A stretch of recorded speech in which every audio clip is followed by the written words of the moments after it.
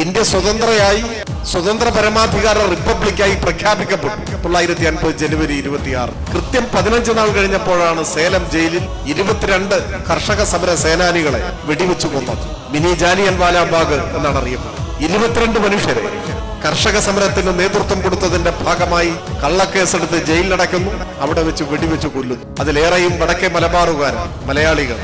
1948 ഉഞ്ചിയത്തെ പോലീസിന്റെ നരനായാണ് 8 പേരെ തൽക്ഷണം വെടിവെച്ചു. പിന്നീട് 2 പേരെ മർദ്ദിച്ചു, 10 പേർ രക്തസാക്ഷിത്വം വരിച്ചനും. 1950 പാടിക്കുന്നിൽ പേരുതമ്പ്യാരെയും കുട്ടിയപ്പയെയും ഗോപാലിനെയും വെടിവെച്ചു കൊല്ലുന്നത്. കമ്മ്യൂണിസ്റ്റ് എന്ന് കേട്ടാൽ വെടിവെച്ചു കൊല്ലുന്നൊരു കാലം അതായിരുന്നു കേരളത്തിന്റെ ചരിത്രം. ശൂരനാട് 10 സഖാക്കളെയാണ് കൊലപ്പെടുത്തിയത്.